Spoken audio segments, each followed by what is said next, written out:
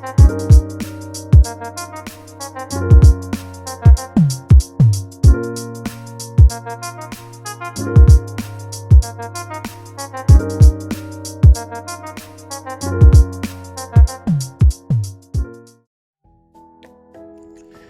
welcome you all to another episode of the Undiluted Show with Olili. Today's episode will be talking about happiness. What is happiness, defining happiness, and how to become happier. Now, first thing we have to know is that happiness is something that people seek to find. Yet what defines happiness can vary from one person to the next. Typically, happiness is an emotional state characterized by feelings of joy, satisfaction, contentment, and fulfillment. While happiness has many different definitions, it is often described as involving positive emotions and life satisfaction. When most people talk about the true meaning of happiness, they might be talking about how they feel in the present moment or referring to a more general sense of how they feel about life overall. Now, because happiness tends to be such a broadly defined term, psychologists and other social scientists typically use the term subjective well-being when they talk about these emotional states.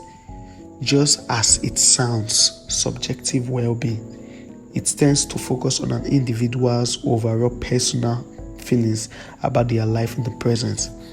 Now, we should know that there are two key components of happiness or subjective well-being, which are number one, the balance of emotions. Now, the balance of emotions, everyone experiences both positive and negative emotions, feelings, and moods, whether you like it or not. Happiness is generally linked to experiencing more positive feelings than the negative ones. That is what you call happiness. Happiness is always linked when you experience more positive feelings than negative ones. Number two, life satisfaction. Now, this relates to how satisfied you feel before you start thinking stupid thing in your head. Allow me to land. This relates to how satisfied you feel with different areas of your life, including your relationships, work, achievements, and other things that you consider important. Now, another definition of happiness comes from the ancient philosopher Aristotle, who suggested that happiness is the one human desire and all other human desires exist as a way to obtain happiness. He believed that there were 4 levels of happiness. Now, listen to the 4 levels. Number 1, happiness from immediate gratification, from comparison and achievement, from making positive contributions, and from achieving fulfillment. Now, these are the 4 levels of happiness that Aristotle said existed. Now, Aristotle suggested happiness could be achieved through the golden mean, which involves finding a balance between deficiency and excess. Finding a balance between deficiency and excess. Now, there are signs of happiness. While perceptions of happiness may be different from one person to the next, there are some key signs that psychologists look for when measuring and assessing happiness. Number 1, feeling like you are living the life you wanted. This is the life I've always dreamt of. I'm living the life. I'm happy. That's already a sign of happiness. Number 2, going with the flow and a willingness to take life as it comes. This life I can't give myself, this is it. The 3rd one, feeling that the conditions of your life are good. Yeah, I have this going well for me. I'm happy. I'm alright. Enjoying positive, healthy relationships with other people. Some people, their relationships, when they are in a relationship, they are very, very happy, especially if it's a healthy one.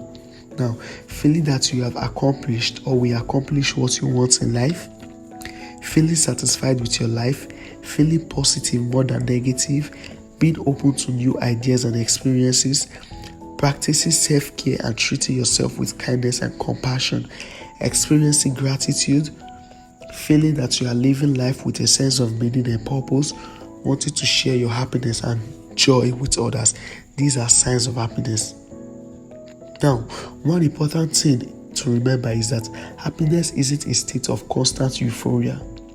Instead, happiness is an overall sense of experiencing more positive emotions than negative ones.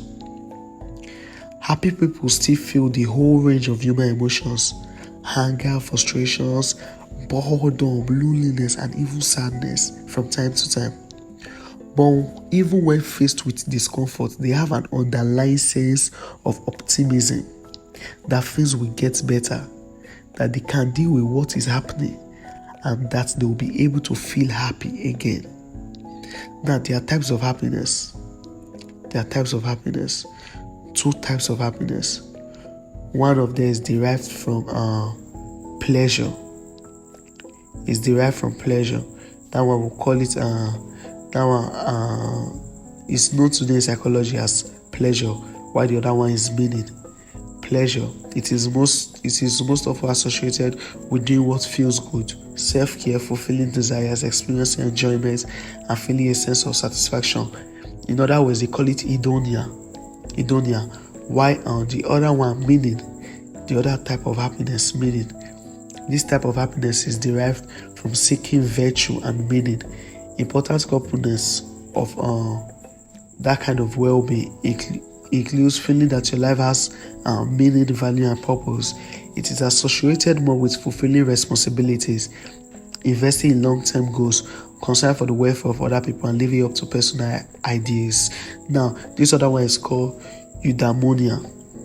Eudaimonia. That's the other one. Now, research suggests that happy people tend to rank pretty high on meaning, life satisfaction, and better than average on pleasure, life satisfaction.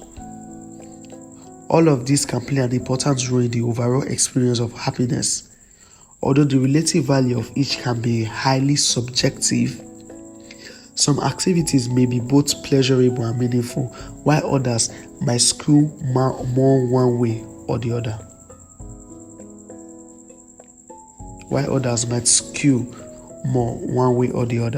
For example, volunteering for a cause you believe in might be more meaningful than pleasurable.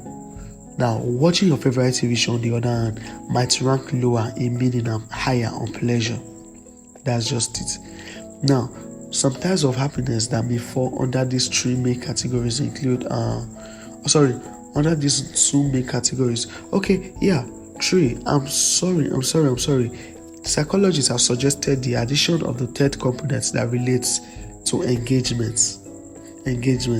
Now, some types of happiness that may fall under these three main categories include: number one, joy. Joy, a often relatively brief feeling that is felt in the present moment. Number two, excitement. A happy feeling that involves looking forward to something with positive anticipation. The third one, gratitude. A positive emotion that involves being thankful and appreciative. The fourth one, pride. A feeling of satisfaction in something that you have accomplished. The fifth one, optimism.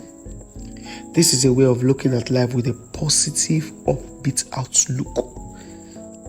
Sixth one, contentment.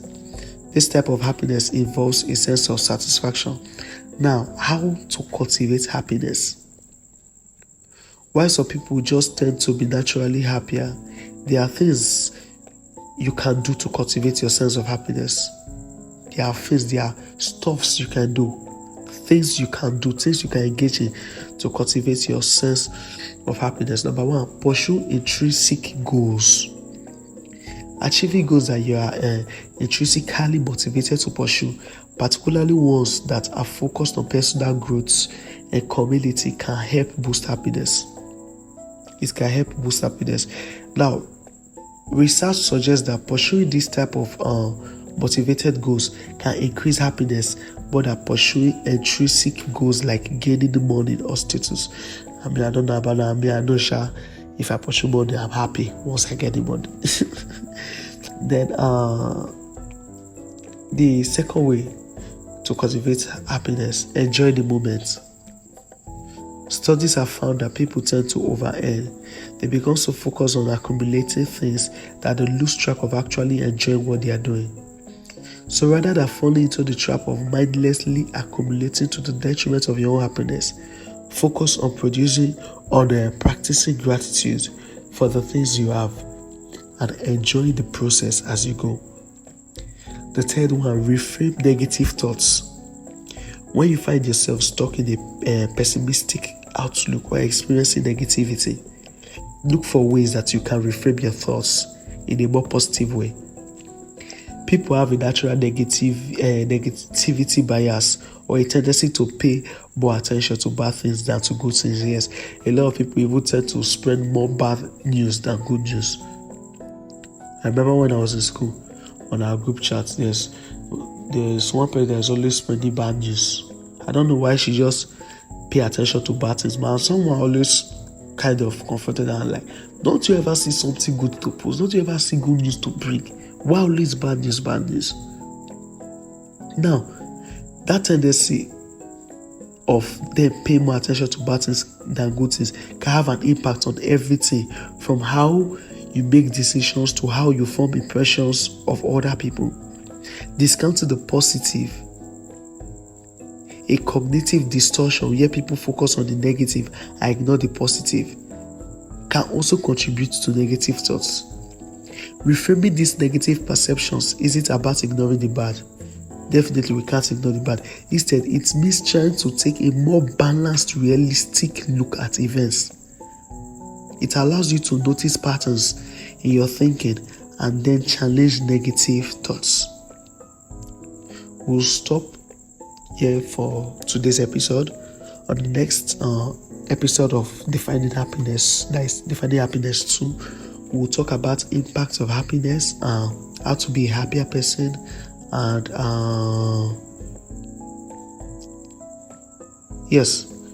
challenges of finding happiness. We'll talk of just three. Then maybe we could talk of history of happiness and all that. But we've come to the end of today's episode. Thank you for staying with us. Thank you for rocking with us. If you have any questions, have any contributions, feel free to send it to our email at undilutedshowwitholele@gmail.com. Follow us on Instagram at undilutedshowwitholele, on Twitter, on X, no longer Twitter, on X, undilutedshowwitholele, on Threads, undilutedshowwitholele. Until the next episode, I bring your favorite host, Olele. One love and peace out.